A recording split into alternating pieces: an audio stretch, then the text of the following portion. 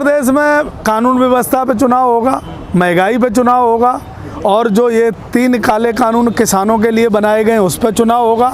सबसे महंगी उत्तर प्रदेश में बिजली है, उस पर चुनाव होगा। दूध हमारा सबसे सस्ता गांव में भैंसों का जा रहा है, उन पर चुनाव होगा।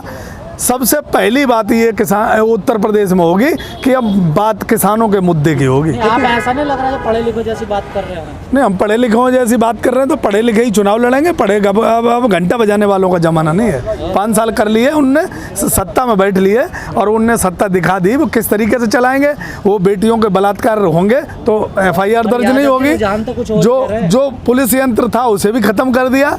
रुझान है, जनता है, जनता परेशान है। बता रहे हैं रुझान कुछ नहीं बता रहे। आप सर्वे करो तब पता चले। गांव में कहीं शहरों में और महानगरों से सर्वे नहीं होता। गांव में जाके आप पता करो। लोग दुखी हैं, लोग परेशान हैं, लोग गौ माता से परेशान हैं, लोग भारतीय जनता से पार्टी से परेशान हैं। लोग पुलिस FIR दर्ज नहीं कर रही है, चाहे वो प्रतापगढ़ हो, चाहे आजमगढ़ हो, चाहे बलिया हो, चाहे बहराइच हो, चाहे तुम्हारा कहीं भी हो। आज तुम देख रहे हो बेटियों के साथ अन्याय अत्याचार हो रहा है। गरीब किसान को मारा जा रहा है, थाने में FIR दर्ज नहीं हो रही। दरोगा और वो सिपाही थानों में से पुलिस गरीबों की बेइज्जती और अपमान करके भगा दिया जाता है। ऐसे नहीं उत्तर प्रदेश चलेगा। योगी जी तो कहते हैं कि स्मार्ट प्रदेश बन गया। कहते ही तो है ना। उन्होंने कहने के अलावा किया क्या? कहते तो मोदी जी भी बहुत कुछ थे। मोदी जी ने भी कहने के अलावा कुछ नहीं किया। उनसे बड़े वाले योगी जी बन गए, उनने भी कहने के अलावा कुछ नहीं किया। ये लोग कहने के चक्कर में ही तो हम लोग फंस गए थे। अब कहने के चक्कर में नहीं आएंगे।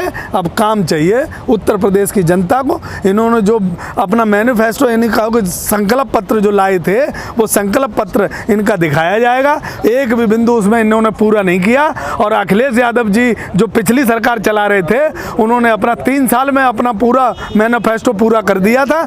अब जनता ये सोचेगी मुझे लाना किन्हें, क्योंकि ये दोनों आमने सामने खड़े।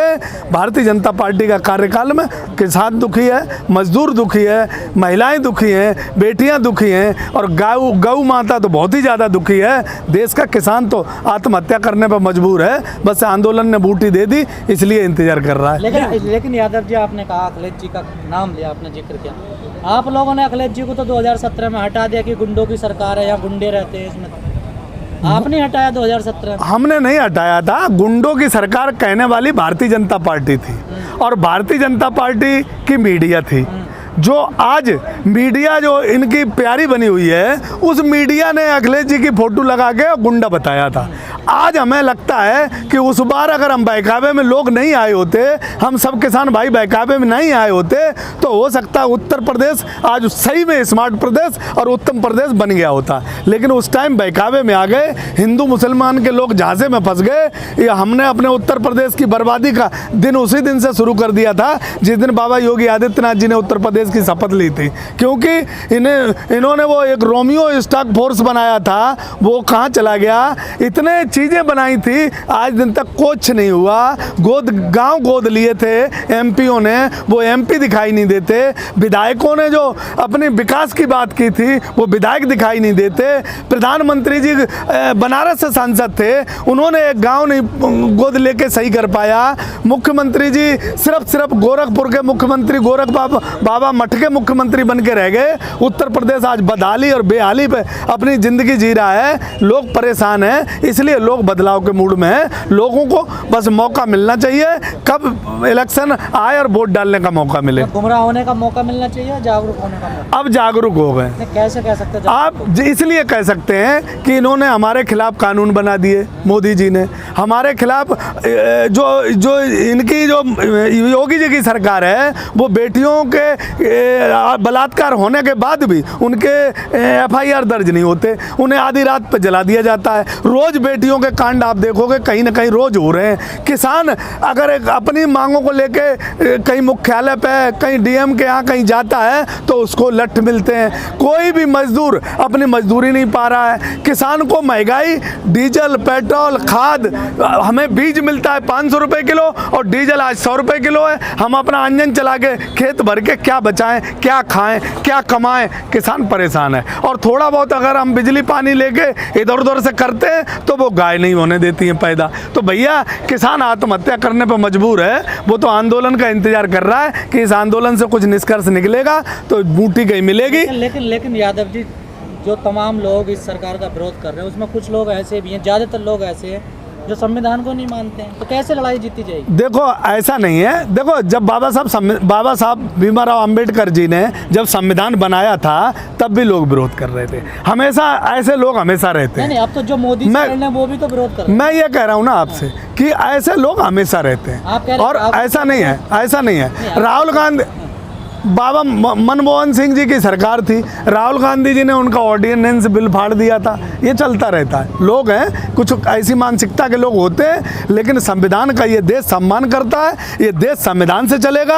और देश के जो सही लोग हैं वो संविधान के हिसाब से आंदोलन पर बैठे, संविधान को मानते हैं, और संविधान के बिना ये देश अधूरा है। इसलिए संविधान ने सबको अपनी बात रखने का अधिकार दिया। आज अगर यूपी सदन के अंदर अगर अपनी आवाज़ उठाई जा रही है तो संविधान के हिसाब से उठाई जा रही है। गरीब माँ बाप का बेटा और अगर हाई पोस्ट पर पहुंचता है तो आज संविधान के माध्यम से पहुंचता है। ये संविधान ने हमें देश में बहुत कुछ दिया है, बहुत बड़ी जागीर है हमारी है। संविधान के लिए कोई कुछ नहीं कह सकता है। अगर जो कहता है वो आदमी नहीं है, वो हम मानते हैं वो आदमी नहीं है। यादव जी, जो सीएम है योगी जी, वो मुस्लिमों का जो है हर बात में प्रयोग कर लेते हैं। जैसे अखिलेश के पिता को अब्बाजान बोल दिया, क्या दूसरी भाषा का यूज नहीं कर सकते? सब साफ भाषा बोलते हैं। देखो उनकी फितरत यही है, उनकी मानसिकता देखो आप, वो उनको काम नहीं, अगर कोई एंकर उनसे काम के बारे में पूछता है तो वो काम की बात नहीं करेंगे, सिर्फ मुस्लिम को टारगेट करेंगे, हिंदुओं को इकट्ठा करने की बात करेंगे, हिंदुओं को इकट्ठा करके फिर जाति बिरादरी में लड़ाने की बात करेंगे। वोटों का सिर्फ वो एक ये जानते हैं कि हिंदू मुस्लिम लड़ाने से वोट मिलेगा हमें, विकास की बात नहीं करेंगे। आप खूब इनकर विकास पे उन्हें खींच लाता रहे, लेकिन नहीं वो बात करेंगे। सर, आप विकास की बात करते हैं, लेकिन जो बीजेपी है वो सारे हिंदुओं को एकजुट करने की बात करती है, लव जिहाद की बात करती है और धर्मांतरण की बात करती है। क्या ये बहुत भारी पड़ जाएगा ये मुद्दा सारे विकास की बातों पर? मुझे आप एक बात बताओ, आप ब्राह्मणों को गाली दे के ये कहते हो ये ससुरा कहाँ जाएंगे, वोट तो हमें ही देंगे। आप मुझे बताओ, आप बड़े मंच पे खड़े होकर कहते हो कि यादव मुझे वोट नहीं दे तो कोई फर्क नहीं पड़ता है ना। अभी हमारे महाराज जी ने कहा है कि यादव का वोट हमें नहीं चाहिए।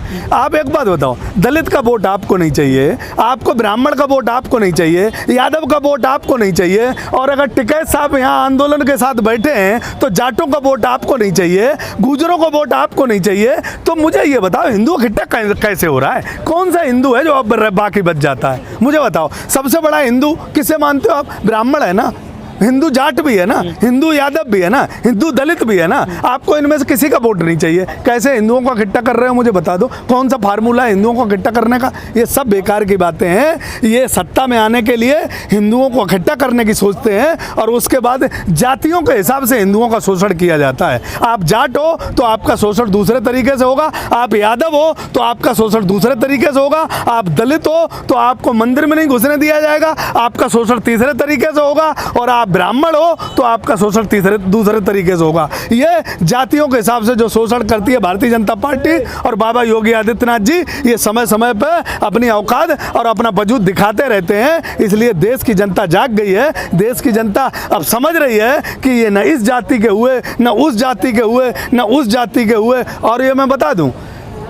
आप कह रहे हो ना कि मुलायम सिंह यादव जी को मौलाना उन्होंने बोला है, मैं उनको अब्बा जान। मैं ये कह देता हूँ कि उत्तर प्रदेश जो आज फल फूल रहा है, उत्तर प्रदेश में जो आप बोलने की आज़ादी और आप सत्ता में बैठे हो, वो मुलायम सिंह जी की देन है। जब आप पे केस लगे थे, जब आप भटक रहे थे और सदन के अंदर रो रहे थे, तो मुलायम सिंह यादव के आशीर्वाद से नहीं, आप जैसा अगर कोई उस टाइम मुख्यमंत्री होता तो जैसे आजम खान साहब जेल में पड़े हैं और या दूसरे मुस्लिम नेता पड़े हैं तो आप भी जेल में होते। लेकिन आपके साथ न्याय हुआ, आपके साथ अत्याचार नहीं हुआ, आपका ध्यान रखा गया, आप जनप्रतिनिधि थे, तो आपको इस स्पेशल आपको ये कहा गया था कि आप अपना उत्तर प्रदेश में काम करो। तो इसलिए इस भाषा का उपयोग नहीं करना चाहिए। इस लोकतंत्र है, बाबा साहब का संविधान है, उस संविधान से कब कौन कहाँ पहुँच सकता है किसी का कोई पता नहीं है। कभी किसी को हल्के में नहीं लेना चाहिए। एक लगातार वीडियो वायरल हो रहा है जिसमें मुरादाबाद से समाजवादी पार्टी के सांसद हैं एसटी हसन,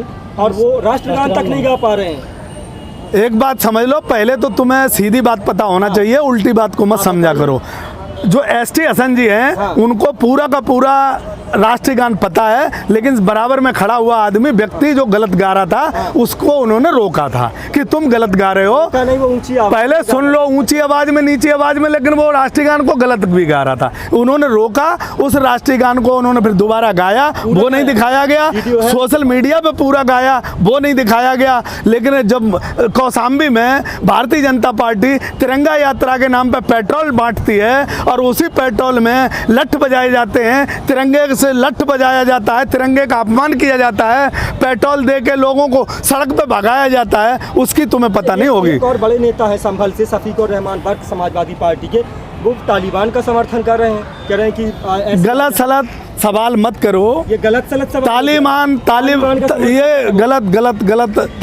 ये गलत क्वेश्चन मत करो, गलत बात मत करो।